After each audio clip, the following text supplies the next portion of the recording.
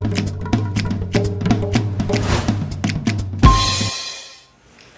assalamualaikum warahmatullahi wabarakatuh. Apa kabar teman-teman semua?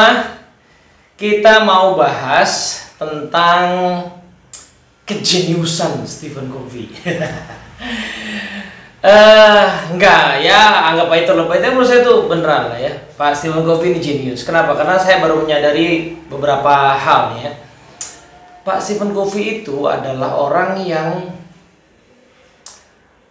punya kemampuan mengambil esensi dari sesuatu, sehingga dengan mempelajari esensi itu banyak hal kemudian terintegrasi. Nah, dalam hal ini saya ingin bahas bagaimana beliau merumuskan framework kepemimpinan, leadership framework, yang memungkinkan segala hal itu kemudian terintegrasi. Ambil contoh gini ya. Leadership menurut Stephen Covey itu kan dimulai dengan memimpin diri ya, yang perjalanannya ya kalau mau belajar ilmunya ada di Seven Habits lah. Nah, di Seven Habits itu salah satu paradigma tentang manusia yang dipakai adalah whole person paradigm. Whole person paradigm itu memandang bahwa manusia itu utuh, setidaknya terdiri dari 4 dimensi. Manusia punya tubuh, dimensi tubuh, manusia punya pikiran, dimensi pikiran, manusia punya dimensi sosial, hubungan dengan orang lain, dan manusia punya dimensi spiritual. Nah, paradigma manusia utuh mengajak kita untuk mengembangkan, mengasah, dan menjalani hidup dengan keseluruhan dimensi tersebut. Jangan hanya berpikir dimensi tubuh saja, tapi juga jangan berpikir dimensi spiritual saja atau intelektual saja, karena kita kenyataannya adalah manusia yang punya keempat dimensi itu. Nah, dalam salah satu bukunya yang lain, First Things First juga, jadi Habit 3 disebutkan First Things First, beliau punya buku spesifik soal First Things First itu. Gambar 4 itu kemudian di tengah-tengahnya ada arsiran gitu ya. Jadi kalau dibuat diagram Venn antar 4 dimensi tadi, maka ada tengah-tengah arsiran yang beliau sebut sebagai the fire within. Maksudnya apa? Orang yang keempat dimensinya itu terasah, teroptimalkan dalam kehidupannya, dalam pekerjaannya, maka dia akan seperti memiliki api yang sangat besar dalam dirinya. Dalam bahasa sehari-hari kita bilang ini orang gak ada matinya, gitu ya. Karena keempat dimensinya berkembang secara optimal, teroptimalkan. Maka disarankan bagaimana kehidupan pribadi maupun profesional itu mendayagunakan keseluruhan dimensi tadi. Nah, Seven Habits itu intinya begitu. Jadi memimpin diri adalah memimpin supaya 4 dimensi tadi utuh ya, dengan habits yang dipelajari tadi. Nah, karena manusia itu 4 dimensi, berarti seluruh tim member kita itu juga punya 4 dimensi tadi.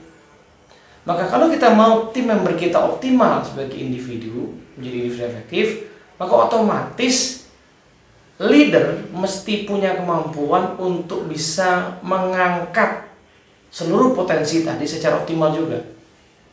Karena manusia punya 4 dimensi, maka leader juga perlu punya 4 peran. Ya. Untuk mengembangkan dimensi spiritual, leader perlu punya peran inspire trust namanya, menginspirasi kepercayaan. Sehingga tim member bisa melihat leader sebagai sosok orang yang memang menjiwai visi organisasi gitu ya. Visi misi misi organisasi. The why-nya itu. Untuk mengembangkan dimensi supaya pikirannya itu terarah ya, karena manusia punya pikiran masing-masing, maka perlu disatukan dalam sebuah visi. Maka ada peran namanya create vision, atau dalam buku yang versi lama disebutkan sebagai pathfinder. Leader punya peran sebagai pathfinder ya, penemu atau perumus jalan supaya tim bisa bergerak berjalan bersama. Untuk mengembangkan aspek pikiran, sudah pikiran tadi udah ya, create vision. Untuk memimpin tubuh, leader perlu punya peran aligning, yaitu menyelaraskan cara kerja. Ya, kerja itu kan lewat tubuh gitu ya, jadi cara kerja itu diselaraskan. Dan untuk mengembangkan dimensi sosial, artinya bagaimana leader itu membangun hubungan yang bisa mengembangkan hubungan yang baik, yang erat, maka leader perlu punya peran untuk empowerment. Nah, jadi connect ya, personal leadership dengan team leadership connect. Yang lebih menarik lagi adalah 4 dimensi tadi oleh Pak Stephen Covey dibawa ke level yang lebih tinggi, di level organisasi. Dia katakan, organisasi kan yang bikin manusia, yang ngerjain manusia. Jadi sebenarnya 4 dimensi tadi ada juga di organisasi. Gitu. Dimensi tubuh misalnya di organisasi itu ya dimensi fisik dari organisasi, apa tuh? Financial, ya kan, keuangan dari organisasi.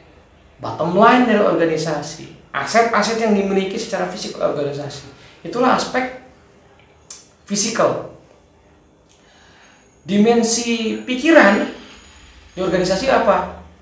Kompetensi, talenta, keahlian, knowledge yang dimiliki oleh organisasi. Sehingga kita mengenal ilmu knowledge management.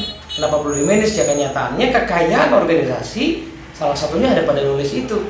Tidak hanya pada aset fisiknya seperti gedung ini saja. Nah, dimensi sosial adalah culture, budaya, cara orang bekerja di organisasi, cara orang berinteraksi satu sama lain. Itu juga perlu dipimpin dan di-manage secara keseluruhan supaya menghasilkan sebuah budaya yang mendukung kinerja secara optimal. Dimensi spiritual emang ada di organisasi? Ada, namanya mission. Apa yang dibawa oleh organisasi? Organisasi ini meniatkan apa untuk menjalankan bisnisnya?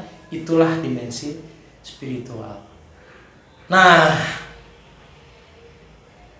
semua hal, semua modul-modul program-programnya yang dikembangkan oleh Stephen Covey itu semua terangkum gitu, terkoneksi. Nanti someday beliau mengembangkan program untuk para pendidik, para guru, connect juga. Mengembangkan untuk orang tua, connect juga gitu ya. Tadi tuh leadership untuk tiap level juga tercascade dengan baik. Even mungkin namanya beda-beda.